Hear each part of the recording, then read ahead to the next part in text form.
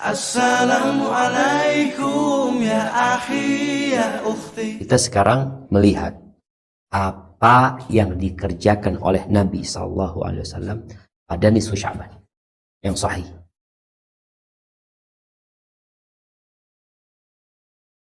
Tidak disebut.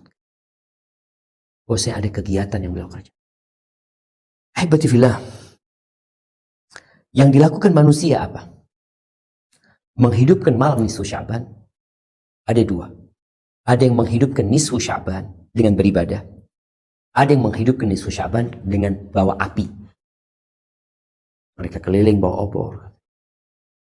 Maka coba semuanya berusaha untuk mencari tahu apa yang dilakukan Nabi SAW. Ibn Dihi dalam kitabnya di halaman 44, beliau mengatakan, wa akhbarani Abu Muhammad al-Maqdisi. Muhammad al-Maqdisi ini Abu Syama al-Maqdisi ya. Telah mengabarkan, Abu Muhammad al-Maqdisi. Baik.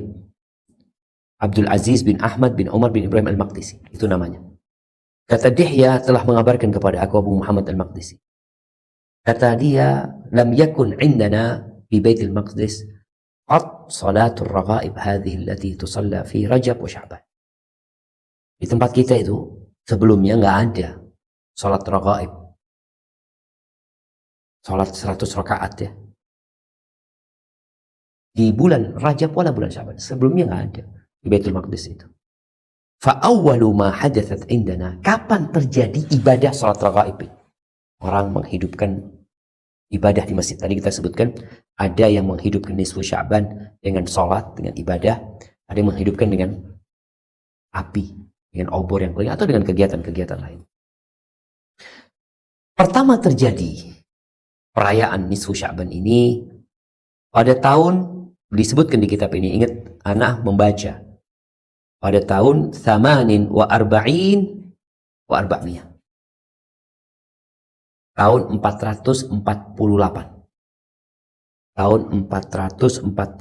Nabi kita Muhammad SAW meninggal dunia pada tahun 11 Hijriah.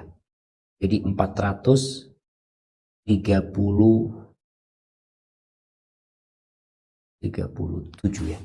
437 tahun yang lalu. Qadima alaina fi Baitul Maqdis rajulun min Nablus yu'raf bibni Abil Hamra. Datang ke Baitul Maqdis itu orang dari Napulsi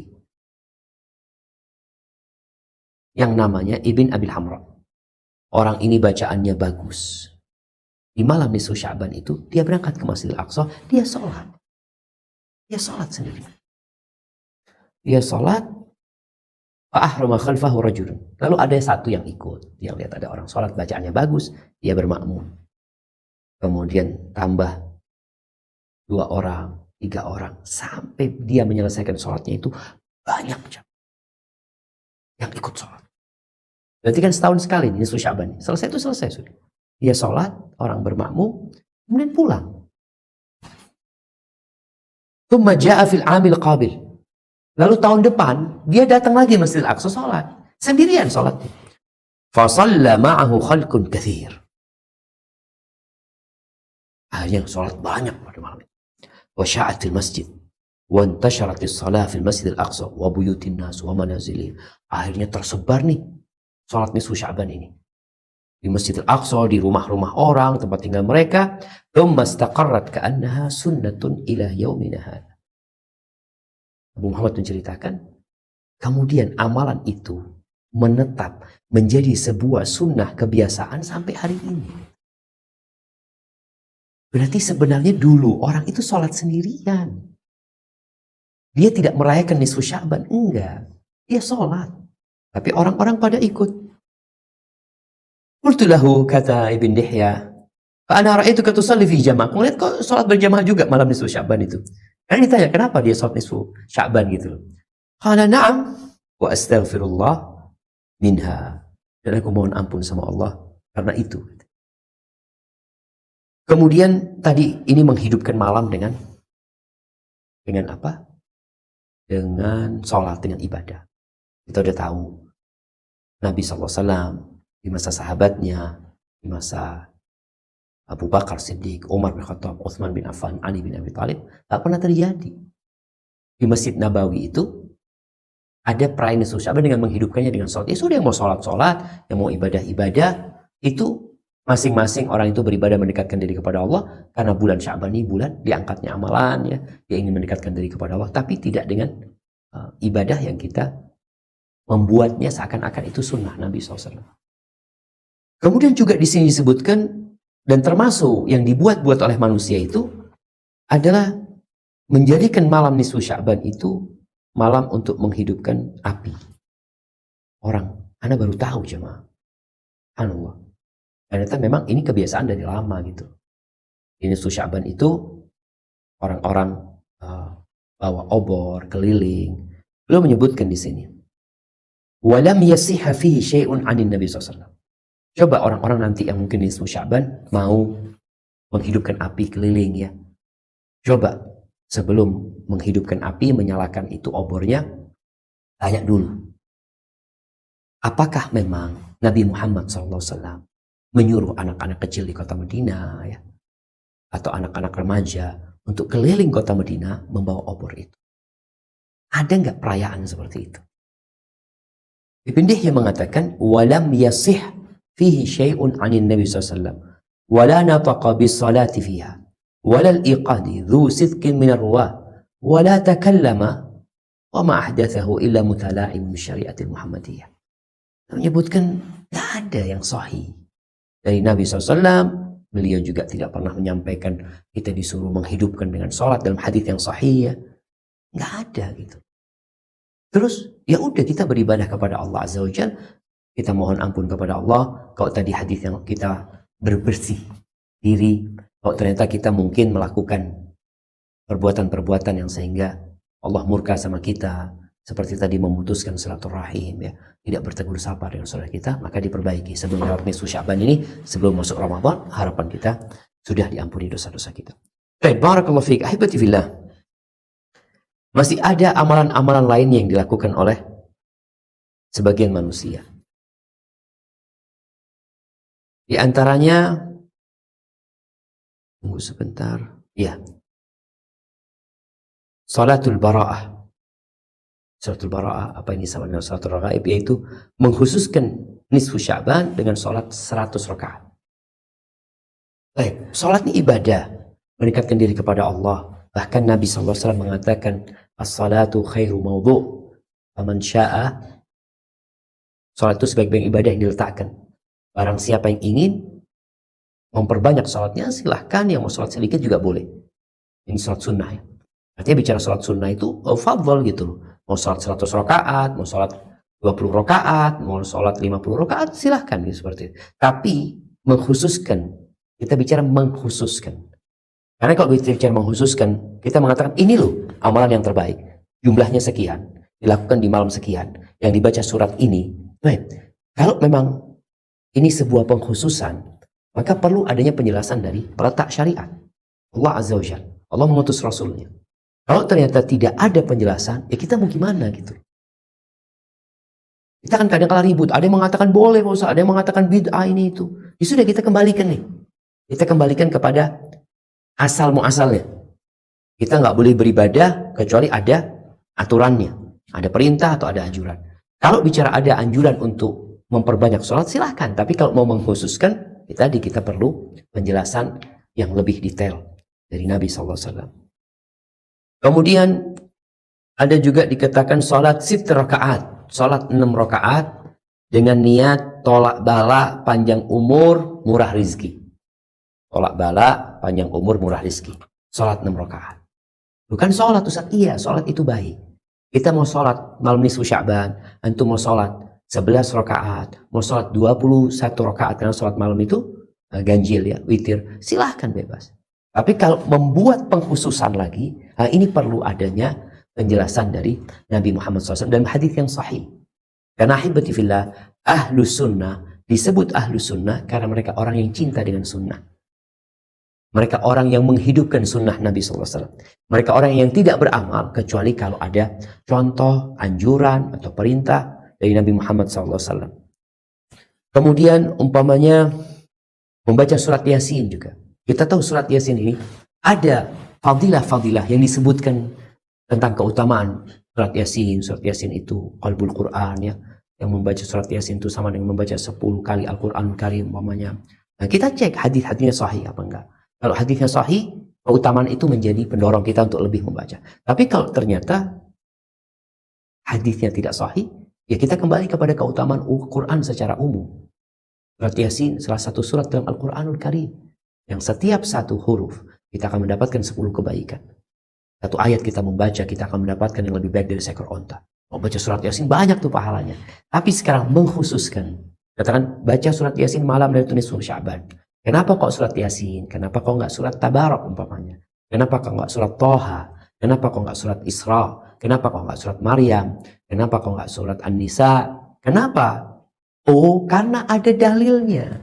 Ini loh penjelasan dari Nabi Muhammad SAW. Ini loh prakteknya Abu Bakar. Ini loh prakteknya Umar bin Khattab. Oh ya sudah kita amalkan. Tapi kalau kita hendak mengkhususkan karena kemauan kita atau karena bersandar kepada hadis yang dhaif, maka kita akhirnya mengerjakan sesuatu yang nggak pasti. Sandarannya itu nggak pasti gitu.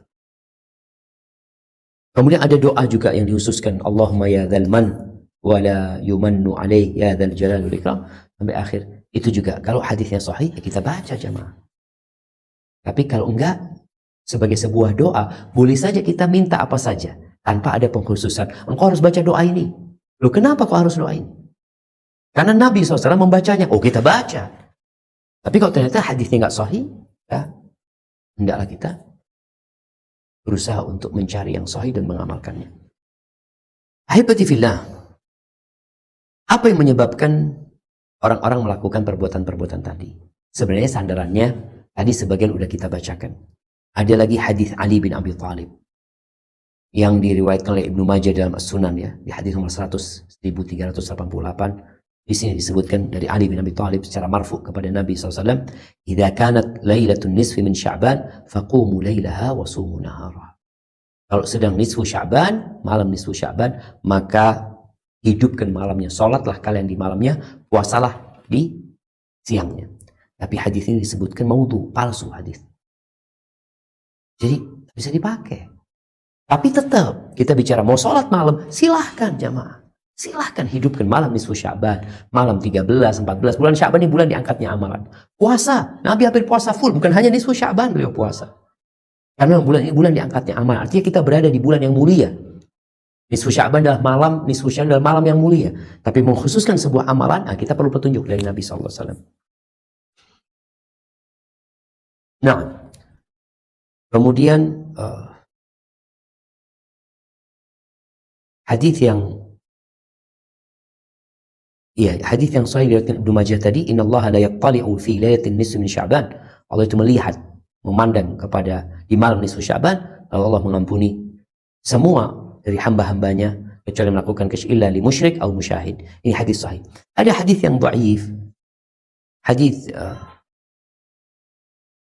innallaha ta'ala yanzilu lailatan nisfi min Sya'ban. Ini hadis turunnya Allah malam nisfu Sya'ban ternyata didhaifkan oleh para ulama. Ahibati fillah. Ya, ternyata